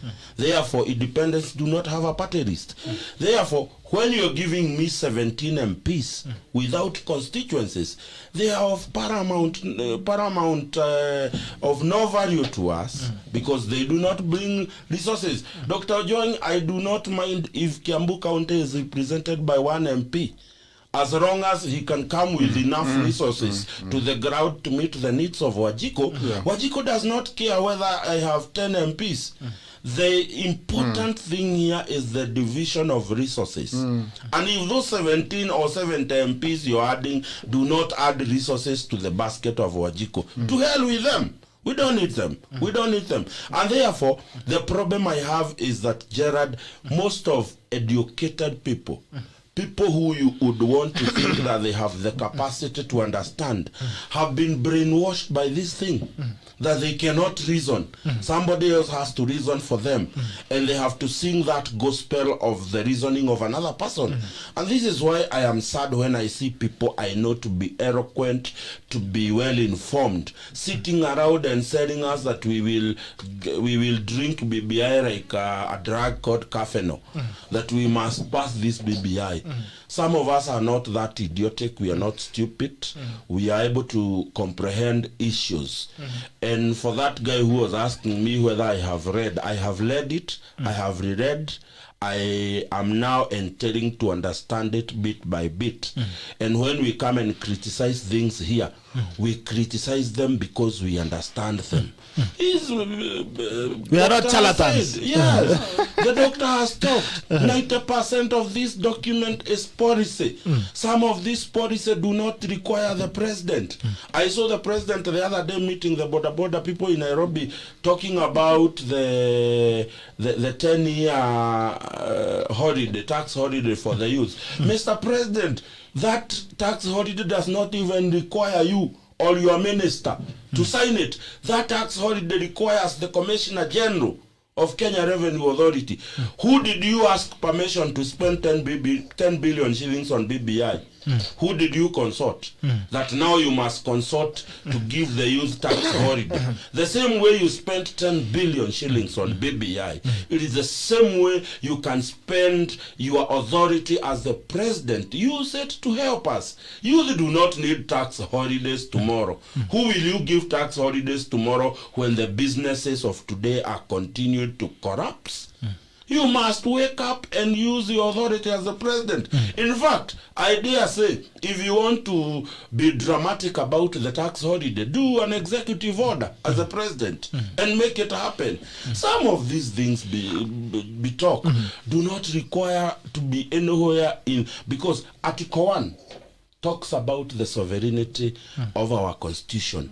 It is vested on the people and the citizens of the Republic of Kenya.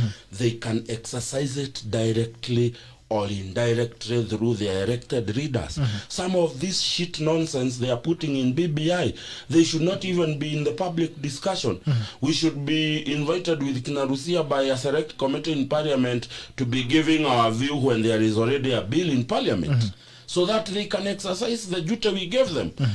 Things like guaranteed minimum return, those are agendas that are already in the National Assembly. The coffee bill by Moses Kuria is in that assembly. We have the ward fund for the MCA. It has been through that parliament. We are talking about the issues of police oversight authority. These are issues that have been canvassed in parliament. It is only this government has to show the will and the need to exercise the law as provided today. They do not need BBI as a remedy. In fact, BBI is a clear indication of a failed government. Or if it is not failed, I would substitute the word fail with lazy. A lazy government that is not implementing the laws. I'm telling you, there is no other country I know that has so many laws, so many acts of parliament that stipulates good things. But how much do we get out of it? Is a question for narrative. Yes. All right. Lucia. I hear I've read the comments, nimeona concerns za watu, and there's a guy here who has asked, Where in the BBI document does it say that when one loses the election, he or she should just accept defeat and move on? You know, it's as simple as that. And I've realized at times we complicate things so much. We complicate things so much that it even stops making sense to us. I was speaking to the neighborhood kids. I like speaking to kids because they have a very simplistic approach to life that actually helps me understand some things better. You know, simplicity is actually the ultimate sophistication. So we were talking out there. And we were talking, and the topic of alcohol and drinking came up. So of course there's that one man in the neighborhood who's a drunkard and everyone knows he's a drunkard. And a child said, hey, baba nani hulewa kama prezo, you know. And we were like, prezo msani, like prezo president. So you see, it's never that complicated really. If you lose the election, accept defeat. You live to fight another day. And I think that should have been the You don't need a constitution. Yeah. Now, we've said 90% of this document is policies. It's only 10% that actually requires a referendum. Now, the 90% that is policy makes this document an administrative document. There's nothing about it here that speaks to Kenyans. There's nothing we as Kenyans can do about it. As our caller rightfully said, until we change our mindset, no, it doesn't matter how many documents we come up with, nothing is ever really going to change. So it's the administrative capacity to even implement this document. I had a conversation with one Okia Omtata, and he blatantly said he's not going to discuss the BBI report because he cannot discuss something that is flawed from the beginning. He believes that the process to getting to this document is very unconstitutional, and I agree with him. So if it's unconstitutional, it therefore makes it an illegal document. So why should we sit down and even discuss a document that is illegal? And you know, the one thing here in the BBI document that has been recommended is the respect of the rule of law. And it is very ironic. It is very, very ironic because the man at the top has no respect for the rule of law. Yet he wants us to support a document that actually recommends that he should respect the rule of law. Hey, Jaden, umetucheza.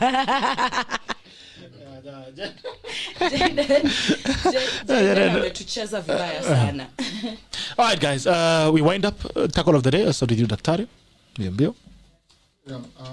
Thank you for the show. Thank you, the viewers and listeners. I am hesitant to adopt the challenge that there are people who are always whining after losing elections for one reason. That all the improvement we have in our constitution and our country have been through dissent. There is no day that the government have sat in their goodwill and say, you know what, do we give Kenyans good constitution? It has been through people who have demanded more. People who have demanded more, people who have questioned things, people who have dissented to how things are done. That has brought us multi-party, that has brought us every single chapter. That's why the 2010 constitution that we need to protect and love was born out of 30 years of struggle, 30 years of haggling and negotiation, 30 years of tear gas, 30 years of police cells, 30 years of people like Muite and Martha Karua and Raila and Orengo being beaten, 30 years of Smith Hempstone, the U.S. ambassador, sneaking people like Jaramogi into their vehicle to Kamkunji, 30 years of people like Shikuku saying you don't have a jail big enough for all these Kenyans, 30 years of people like Gilu saying we'll rather die than walk and crawl in our country like slaves. So dissent by itself, in my view, is a good thing. Then we can talk of maybe petty dissent or dissent that are for personal gain. But let us not forget that even now, those who are saying the show is more leaning up, do they have another function than to challenge government issues? Please don't underrate the power of dissent, because there is the power of the danger of a single story. The government have a way of articulating their issues. They can simply call a press and all the press will come and they will say their side. There is control the media space already. There is a need for an alternative voice. That question that, Mr. President, you said this, but you are doing this, or you said this, but now that I follow it, this is not happening. That then will appear that the show is geared towards checking the executive. And why not? I think that's a compliment, because with a country like Kenya, where the executive will the economic power, makes the policy, demanding Chapter 10 of public participation, inclusivity, and all that, demand that we articulate, we demand, we question. And so I don't think that's an idle job. In fact, I will say that is a job for people who are very smart. You know, people say, like, if you go to my village, the people from my place are usually in politics. What bwana, hawaendi kazi, wanakaa tu hapa chini ya miti, wana discuss.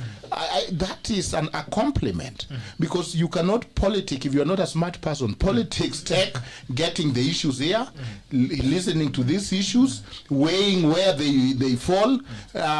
Somebody who is not smart cannot politic, because we will either take it as it is, but cannot articulate counter issues and interact with issues in a special way. So I'm sorry if you are offended that in this show we don't do sound bites, unlike other main media, which even scholars go and do academic sound bites.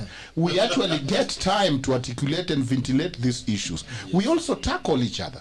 There is no issue that is sacred. There is no opinion that is sacred, because we put reasonable doubt, as lawyers will do, to every issue. Are you sure? And within that reasonable doubt is where the truth lies. So fellow listeners, and even the person who is not very comfortable with the trajectory of the show, please, I invite you to accept that this country have changed through dissent and tackles. Thank you. Wow. Thank you. That's powerful. Makofi kwa daktari. Amepeana tackle kabisa mzima mzima. All right, Muchendu. Yeah, you know, this morning, as my favorite person to address by now, you know, is His Excellency the President of the Republic of Kenya. The events of this week and the end of last week have clearly demonstrated that the current document we have is not favored by majority Kenyans. And therefore, as a reasonable person, I want to believe you all, it is time to get off that high horse and actually accommodate the reasoning of fellow Kenyans. As you do every other day from State House, and refer to us, and I quote, fellow Kenyans. These fellow Kenyans are saying that this document does not represent the views they want. It does not represent what they believe it should. And therefore, as the President of the Republic of Kenya, and as well articulated a symbol of national unity, it is your sole duty to actually call the people who made this document to order, incorporate the view of every Kenyan, so that we can be able to own this document as it will pertain our views and our livelihood in it. Therefore, His Excellency the President, this week it is a golden opportunity to incorporate what the governors have said, what the pastoralists have said, what the people of Western Kenya are saying, what the people of the mountain are saying about agriculture. It is important to understand that you cannot have over 60% of Kenyan dissociating themselves with this document and still insist that this is what will be brought to the referendum. Therefore, I want to call for a sober engagement on this. It is unfortunate that we have found ourselves with this BBI, because as far as I'm concerned, the BBI's entirety is a deterrent to the 4-point agenda by this government. It has not served another purpose in this country. BBI has served to deter the Jubilee government from achieving its goal, and therefore almost making it to a verge of a failed government. So, Mr. President, pause for a moment. If this document cannot incorporate the view of majority Kenyans, let's do away with it. Let us go back to the railway line of the 4-point agenda, because history is going to judge you harshly if you insist on this document that you intend to unite Kenyans, but this document, its trajectory is to divide this country right in the middle. So, Mr. President, pause for a moment. Think of what this document, if it is not edited and if it is not reviewed, what it is gonna do to this country. All right. Lucia. Muchendu and I share something in common. We like addressing the president. And rightfully so. So today, my tackle goes to the Right Honorable Raila Odinga and his newly acquired brother, Uhuru Muigai Kenyatta, although I don't think he's actually newly acquired. These guys go way back. In 2013, Mr. President was having a case in the ICC, and he came and he asked Kenyans to give him a job, and Kenyans gave him a job. This was a display of a huge amount of trust that Kenyans placed in the hands of Mr. Uhuru Muigai Kenyatta and William Samoei Ruto. Despite being accused of unspeakable things, a lot of Kenyans trusted you to be able to lead us in the right path. That today we are seated here discussing a document that is not pro-people while disregarding a constitution that is pro-people, it is a betrayal of that trust. I don't know if you sleep well at night, but you shouldn't be sleeping well at night after betraying millions of people who trusted you to be able to do the right thing. And Right Honorable Raila Odinga, this country does not belong to you. The rest of us have opinions. And if these opinions are not inclusively factored in this document, you have no moral standing at all to tell us anything or any direction that we should be taking. People trusted you in 2017 to be able to redeem us from the jaws of the shark, and right now you're seated at the same table with that shark, sharing a meal, and you've left the rest of us to cater for ourselves. You're no longer even the people's president. You're not even our favorite anymore. So get off your high horse, sit down, and rethink if you really, really want to fight for the people, or if you want to continue fighting for yourself. Then take your BBI report, go sit with it somewhere. It's going to be of help to you because it's not helping any Kenyan, not a single one. Na tumekataa hatutabebwa ujinga. Chills tuliuza. Alisema Ojwang anasemanga usitu bebe Malenge. Asante sana. Thank you so much, guys, for tuning in. For the guests, thank you so much for the panel. I really appreciate that you made time to be here this morning. It's a pleasure to have you. For the tacklers who have also been tuning in, and the callers who took time to call in as well, thank you so much for that. And we hope to see you again tomorrow. And that's it. We love you guys. The tackle loves you, and we hope you're going to share this. Let's build a bigger family. Share this broadcast with friends, family, and all that, so that we can build a bigger tackle family. And we change this country. They say conversations change a country. So be part of this conversation. The tackle, this is the tackle, and the tackle ends now. I'll see you again tomorrow. Bye bye and take care.